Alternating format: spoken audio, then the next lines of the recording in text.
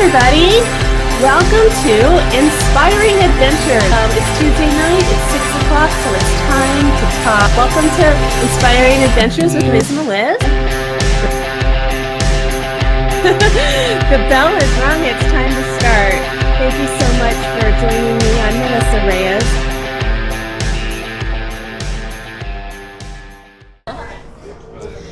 Well, welcome to Inspiring Adventures with Miz Meliz. This is a very special episode because I am live here in Pasadena with Apryl Schlueter.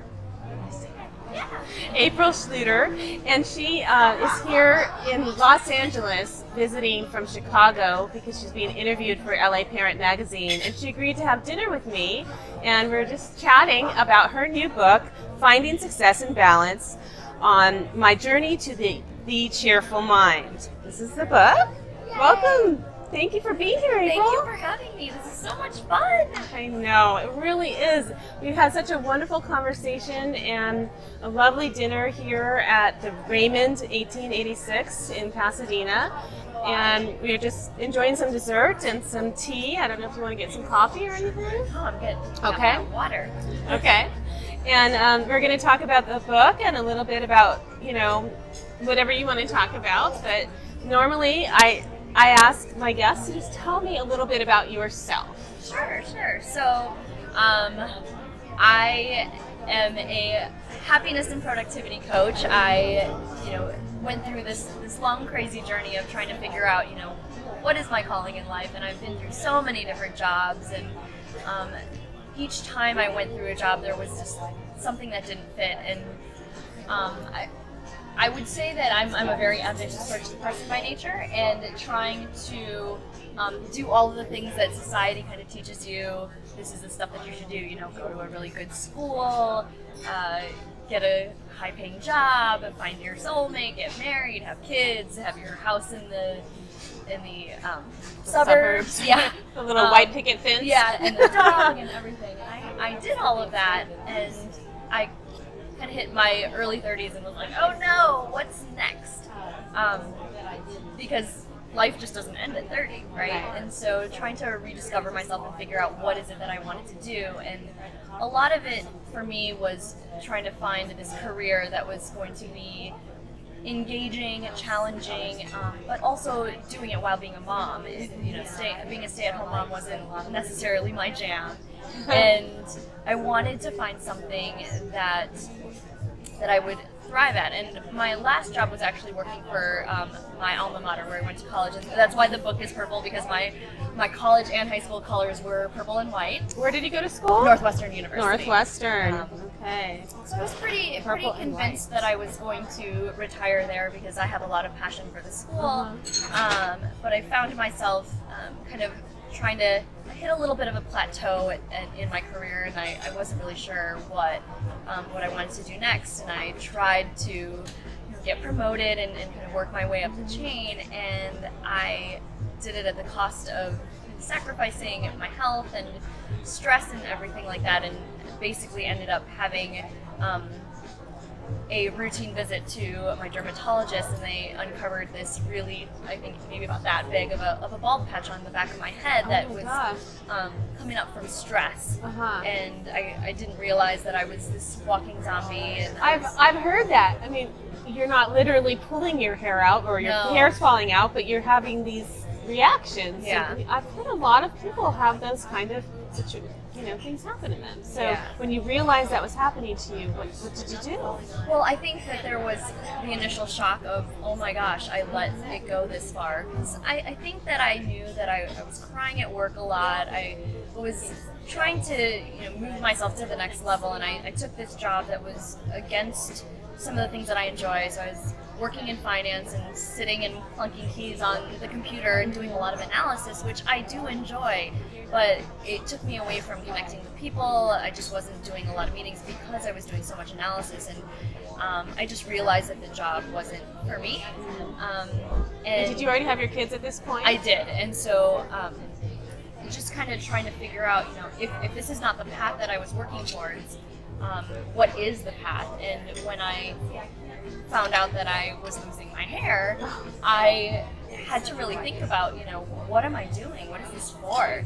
And I ended up taking a medical leave because I realized that I needed to rest. Because I'm very ambitious. I've been working a lot, and 13 years of just going from job to job to job, I had never taken a break. Right. And so the medical leave for me was this aha moment of, at first I was freaking out because I'm like, oh no, everyone's gonna think that I'm crazy, and that, what is everybody gonna think? Why am I just all of a sudden disappeared? And I ended up quitting a couple months later, and I had no idea what I was gonna do. Back in the day, I don't know what made this come to mind, but there was a time when women would disappear and they would say, she had a mental breakdown or something like that. And we're afraid that's what people will think. There's a stigma. Yeah. But I'm not saying that's what you had, but I can understand where you have your image to protect, but yet we do need to take it back sometimes and reevaluate and reinvent ourselves. So what happened next? So I think that for me, I've always been trying to figure out, how can I be a great mom? How can I have a successful career? How can I do all of these things? And it always came back to work-life balance. I was always thinking, if I could just work out more, or if I could do this, then everything would be okay. But I could never make it all fit in my life because, we don't have time. We're so busy. And so that was kind of my opportunity to explore, what does balance look like to me? And how am I going to find it? Because everybody says that they're chasing after this thing, and I had also even taken a assessment at work that said that work-life balance was a really big priority for me. So when I left my job, it was just trying to figure out, what does that mean? I want to have all the things. So I started, trying to figure out if I could have this awesome career, if I could create my own job, what would that look like? And noticing through all of my different jobs, one of the things that I always kept on coming back to, no matter whether I was in engineering or IT or teaching, I was always trying to streamline a process. I really love process efficiency, so it's always, I'm laughing because I'm like you. Yeah, so the first year is like, okay, how do you figure this out? How does this work? It has to make sense to me. Then the second year is like, all right, how do I make it move faster? Right. Because, I want to make more time to do other things. And by the third year of any job that I've been in, I was always kind of checked out and ready to do the next thing. So I wanted to do a job that would allow me to do this process work. I'm super organized, but I didn't want to be, working for somebody. I always had these aspirations to be a CEO of a company, but I didn't know how to make that happen. So I came up with this great idea, what if I could help people streamline their lives so that they could do things quicker and make more time for the things that they love to do. They can go on vacations, they can make more time to work out, and just kind of problem solve that for each individual person. How great would that be? Right. And this came after a couple months of binge watching TV and like literally just dropping my kids off at school and coming home, watching TV, and then going to pick them up. I literally did nothing for 2.5 months. But when I finally got bored, I was telling everybody about this great idea, and everyone's like, so you want to be a life coach? And I was like, I didn't actually know what life coaching was. That's lucky for you. I wanted to be a life coach, and people were like, what's that? Yeah. So people identified you in this way, and you were like, what's that? Yeah. Okay, interesting. And I actually had a lot of resistance because I think I knew other people, or there's a stigma around it for me, for life coaching. Like, does that make a lot of money? Is that, like, what does that look like? I thought a lot about, like, oh my God, does that mean I need to meditate more and do all these, like, Zen things? And so at first I was really, really resistant, but finally after I think 8 or 9 people had said, so you want to be a life coach? I'm like, all right, I need to go and, like, go to Google and find out what life coaching is. And when I realized, it is the process of helping a client get from where they are to where they want to be, that was in essence what I was doing. And there's so many different ways that people can coach. There's the life coaches, and then the the executive coaches, career coaches, any sort of coach that's out there, really just getting them from one place to another and expanding their opportunities. So I was like, okay, that's kind of what I want to teach. I like that, expanding your opportunities. Yeah, that's very nice. That's a good way of putting it. Yeah, so I've just kind of been on this journey of, really understanding what personal development was, and in that process, I didn't realize how much mindset actually made me more productive. So I always coined myself as a productivity guru. I'm really good at setting plans and getting things done, but I realized how much my negative self-talk was holding me back, just thinking that I wasn't confident enough to do X, Y, Z. And so when I took all of that away and was able to face my fears, I was actually more productive. So, in 13 years, I spanned through 4 or 5 different jobs. In the last 2 years, I went through coach training, I got certified, I started my business and have a thriving business now, and I've written a book, and that is in just 2 years. Right. So that power of being able to get even more done because I'm thinking positively, and I think 5 years ago, if you look back at my Facebook or Twitter feeds, it's like, oh, I've got so much stuff to do, like this girl can never get a break, and it was really very Debbie Downer. Debbie Downer. So is that, where did you have that realization that you needed to take a journey to a cheerful mind? So so that was really, really interesting. So when I found out that I was losing my hair, and I went to my doctor and she recommended a medical leave, she's like, all right, I know you might be resistant to this, but have you ever tried meditation? And I said, no. I just never, I had heard about it, but I never knew. So she actually recommended that I go speak to this meditation specialist. So there was this guy that was in a town, a couple towns over. He was like a Buddhist monk, and he practiced meditation and taught meditation to people. So I sat with him one-on-one for an hour, and I remember going, we talked a little bit first, but he was basically sharing this whole principle. He was basically coaching me and saying, how are you looking at this story of your job just kind of falling apart, and how can you shift that story? And we tried meditating. So the first time he's like, all right, 3 minutes. So he did his gong, and I was sitting there laughing because I couldn't calm myself down. I can imagine. So I've done a lot of meditation, and I've done guided meditation where I'm speaking, like a guided meditation is, but to sit there with someone else and just, okay, now we're going to meditate, that would be awkward. Yeah. And, and we didn't talk. He said, just focus on your breathing, or he gave me a couple breathing patterns to follow. And the first 3 minutes, I was giggling. I couldn't calm myself down because I never realized how much I have a lot of energy. So I never calm the voice. I always am just like, super. Did you ever get to the point where it worked? Yeah. So we did 3-minute sessions, and so the second time I was like, kind of smiling, but I wasn't giggling out loud anymore. And by the third time, I was like, I'm super serious. I'm gonna make this happen. And at the end of that 3 minutes, I was like, yes, I did it. And so when the hour was over, I went into my car. I'm like, wow, that was really, really powerful. I've never experienced that before. And in that moment, I was sitting in my car, literally like, okay, I'm going on this journey. What is this journey going to be called? What is it that I really, truly want in life? I really want to be happy, cheerful. I was a cheerleader in college, so like, let's use this. And I literally made the cheerful mind, like that came out of 3 meditation sessions. Wow, neat. And that's been my brand ever since. It's like, how do I instill this happier mindset, so that I can get more stuff done and just be happy and not Debbie Downer complaining all the time.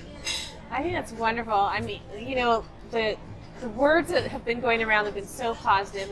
We had Gretchen Rubin with the Happiness Project. Yes. And then I've been talking a lot about finding your joy and things like that. But so the cheerful mind is it's another way of seeing it, but it's your way, and it just means so much more when it comes from what's your way of saying it, and it's your path, and we all find our own ways of doing things. So that energy from your cheerleading days, tell me more about some of the other things that you've done and how that fit in with your trapeze work and your being a black belt. Like, I tried a little karate too. You might not believe it, but look at me. But and I did some yoga. It was like, for me, the meditation was more when I did yoga. There was times when I would just release so much of my non-stop inner voice that in the yoga that I would just start like crying, just releasing so much. And so realizing there's something wrong when you're crying in yoga, So did you have experiences like that too? No, I know there's two questions. Yeah, I mean, in terms of what you were saying before, in terms of some of the things that I do, I think I'm just a natural thrill seeker. I am the type of person that you were singing on Instagram. I loved that. Yeah. So I like getting in uncomfortable positions and kind of pushing myself out of my comfort zone, and I think that's in retrospect, it's one of those things where you realize that that's where you're growing, where you're kind of putting yourself out there, you're being vulnerable. But for me, there was this accomplishment piece of, how do I do this? I don't know what the outcome's going to be, but I'm going to do it anyway. So I'm going to jump out of this plane, or I'm going to jump and, do a trapeze trick and try these things. And it is almost just the process of setting goals and making things happen. And you never can really make progress unless you try new things and you fail. Because that's going to get you one step closer to finding the answer. Okay, so you've never... That was great. Yeah. I'm usually really good at repeating what somebody said, but that was huge. So getting closer to where you want to go, it takes... Is pushing yourself out of your comfort zone, and trying things. Trying things. And I mean, even in my business now, there's a lot of things that I still have to learn and working toward and working through, but I think being able to kind of look at your fears and facing them head on, no matter what, thinking about what's the worst thing that could happen if you just did it. Like, you're afraid of failure, afraid of what people are going to judge you for, and all of that stuff. So I think there's just this aspect of me where I like to try things that are outside of my comfort zone and be delightfully surprised at what I can accomplish. But if I can do these things that are outside of my comfort zone, I mean, I'm an engineer and I wrote a book that, I had super horrible verbal scores on my SAT. It was not my zone of genius, but this was, writing this book was really important for me to just, really get my message out. Who am I? And this is a new identity for me too. In the last couple of years, a lot of people know me as the math nerd, or this person who is totally into tech stuff and cell phones and technology. And writing a book is totally different. And it was super scary, but. And writing a personal journeys book where you shared so much of yourself, and I mean, that's kind of breaking out of your comfort zone. Yeah. And the writing part in and of itself, but then also you're kind of sharing this adventurous spirit where you are doing these crazy kinds of things, and then also just being so out there and being so vulnerable on social media and doing this kind of thing, meeting strangers in restaurants and telling your life story, that it is, you're living what you're talking about. Yeah. So you're a living example. Yeah. So how's the coaching going? What have your clients said about your experience in success and balance, finding success and balance? Well, what I noticed out of my clients is that there's this common thread. They all love to be busy, and I think one of the things about work-life balance that people think about is that if you're working crazy hours or you're always on the go, that doesn't seem like balance. But and I talk about this in the book in terms of, when you're looking for work-life balance, you want to identify what balance means to you. So the common thread of the people that I work with are people who are career-driven, who want, a balance of everything. They want to be able to enjoy their lives, but they are also very ambitious in their career. And so one of my clients, who I'm in my second year of working with her, she had come to me with all of these lofty goals. She wanted to learn Spanish. She wanted to start a design line because she's an interior designer. She wanted to really create a little bit more time for herself to pursue her personal passions while she was expanding her business. And so we've been working a lot on all aspects of life, and she's super happy. She just actually put an offer on a house, and so she's gonna be moving in the next month, and just all of the possibilities. She's definitely told me time and time again, like, I would have never been able to think that any of this was possible. She's spending a lot more time. I think one of her recent goals is to have a 4-day work week. Because she'd always mention it, and after a year of working together, I said, you kept on mentioning how you just wish you would just work 4 days. How can we make that happen? And so she's trying to make that happen by August, and actually creating the life that we want to live in instead of just settling for what work is, really creating it and getting clear on what it is that we want to accomplish in our lives. So yeah, it's really, I think that my coaching kind of sells this great quality of life, and that could be having a thriving business. It could be fostering really good connections with family or other relationships. So I kind of look at the whole package, because how you do anything in any area of your life is how you do everything, right? Right. And so you were talking about when the friends and people were coming to you and saying you should be a life coach. When you decided to go for it and you got the certification, what triggered that? Like, when you're like, okay, I'm going to pursue this. Yeah. How was that? I think that, initially, before I decided that I wanted to be a coach, I didn't necessarily want to go back to school, so that part of it, I was really hesitant about that. But I think, and I was also really scared about the whole idea about being an entrepreneur. I've typically worked 9-to-5 jobs. Somebody was telling me when I needed to be at work and when I could leave, and there was a framework.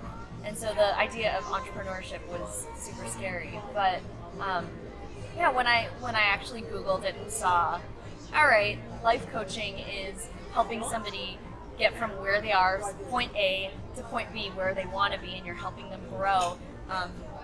I just wanted to help people be able to have more time to do the things that they love without sacrificing, the things that they already saw as successful in their lives. And by doing that, you're achieving your life goals, right? Isn't that fulfilling? Yeah. So, and what I love about coaching too is that as you're coaching your clients, you're learning things too. Yeah. Because the things that my clients struggle with, I struggle with too.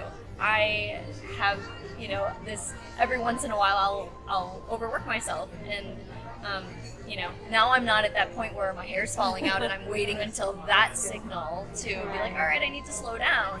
I was just even, last weekend kind of reflecting on how much I've done in the last couple of years, and I haven't taken a break. So, I'm thinking about the summer, and summers in Chicago are, super nice, and I've never really been able to enjoy it since back when I was a teacher, and my kids are out of daycare. That's the first year that I'm not putting them in a full-on camp.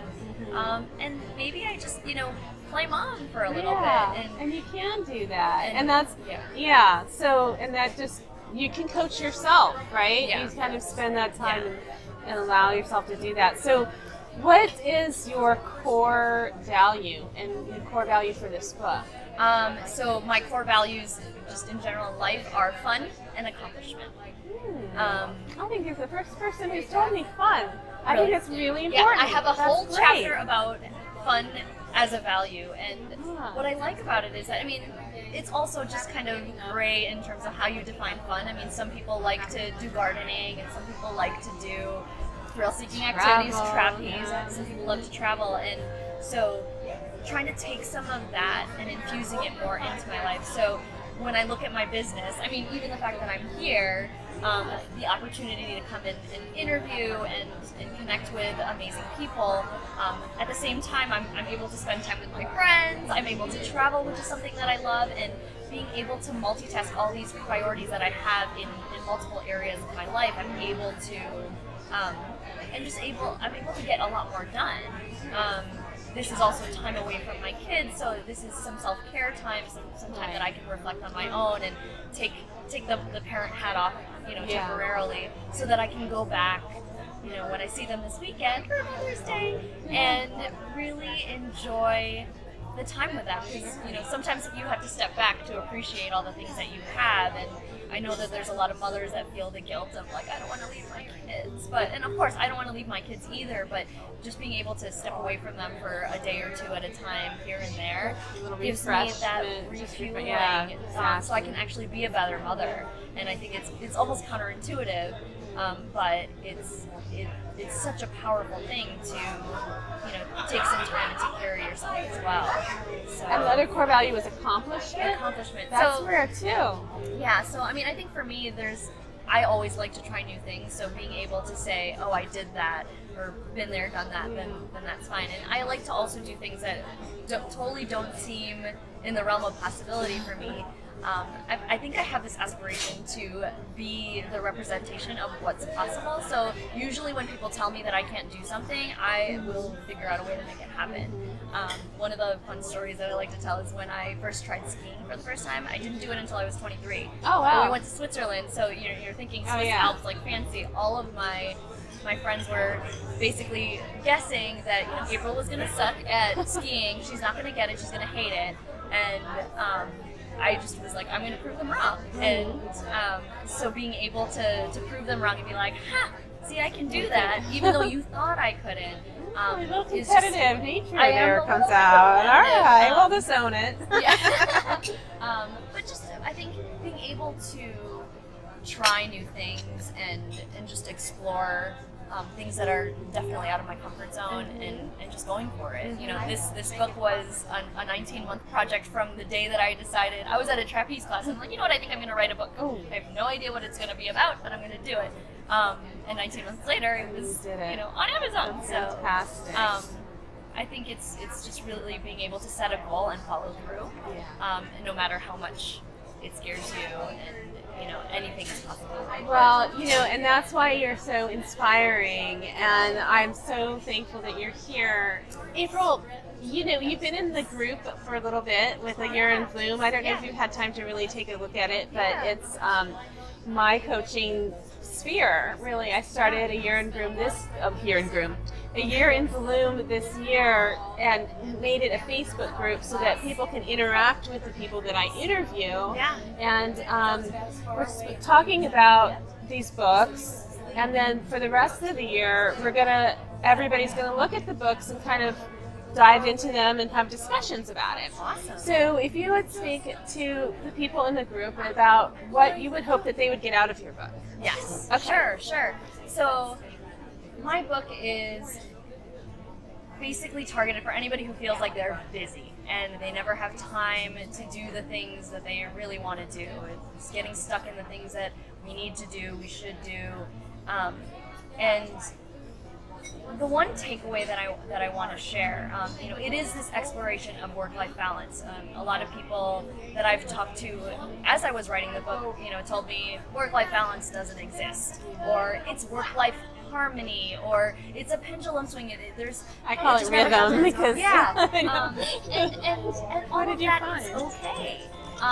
It is really how what balance means to you, and what I like to think about, at least in terms of my definition, it doesn't matter what it looks like, but what is the feeling that balance gives you. And if you're trying to chase this cookie cutter, where everything in your life is evenly satisfying or evenly perfect, is that really giving you the feeling of balance?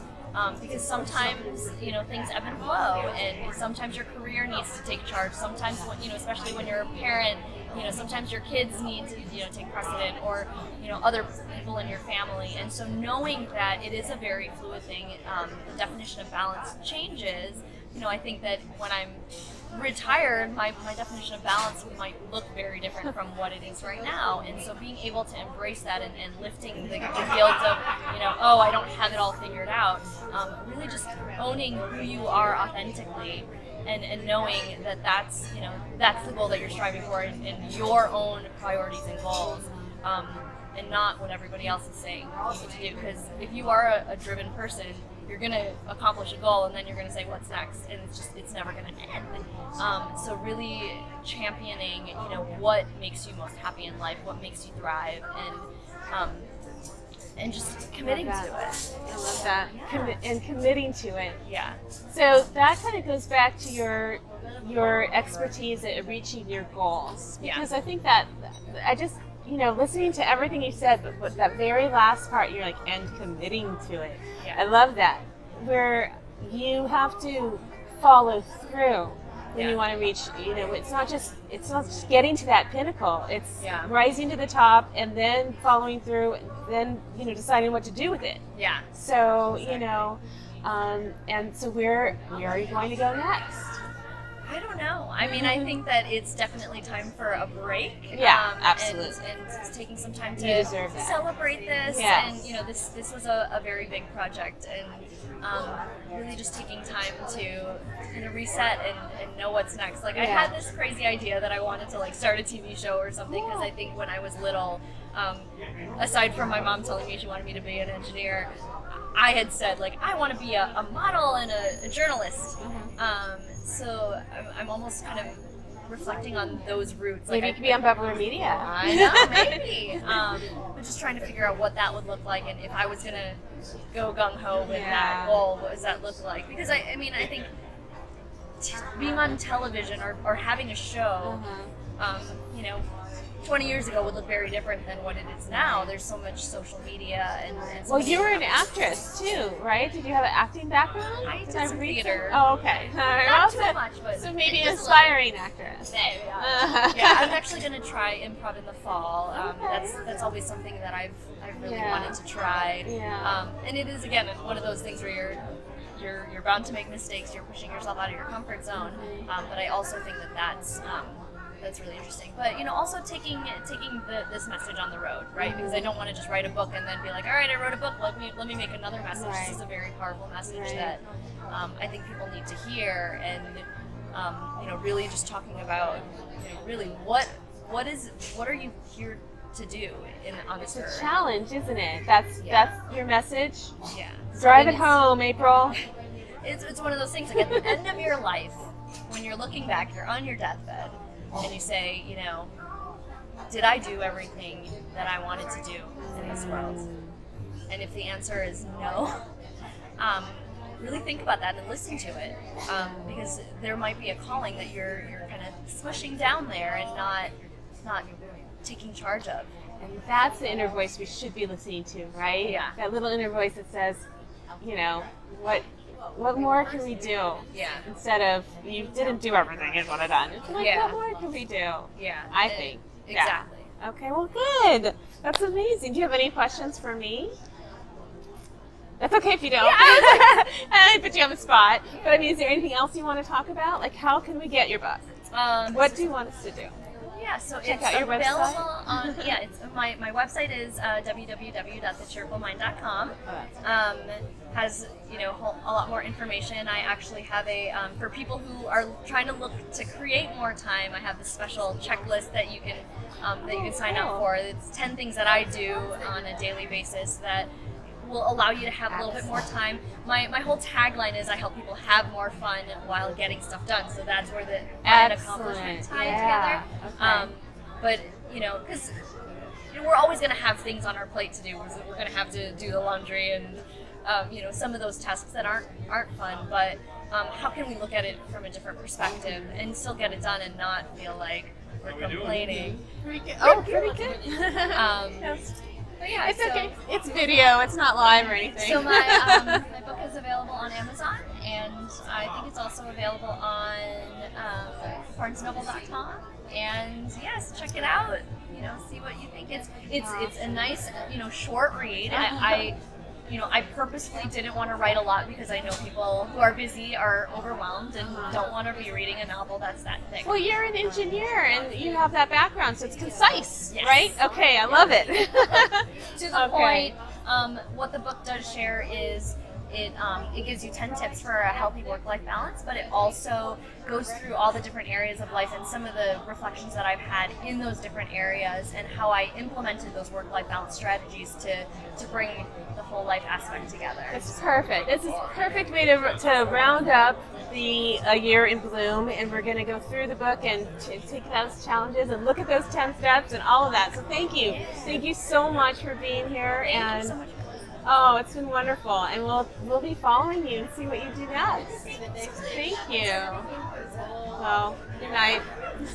Thank you so much for joining us here at the Raymond 1886 in Pasadena, California for this special episode of Inspiring Adventures. Thank you, Apryl. Thank you so much. I get to hug you in person. It's so nice. Thank you so much for having me. Pleasure's all mine. Tell me about her book, which is called Dream Big. Gabriella, welcome to Inspiring Adventures. Advocate of kindness and self. You take care of yourself first. Otherwise, you cannot know. You're talking about being kind to yourself. He has written the book True Love. This is the science, how to use science to understand love.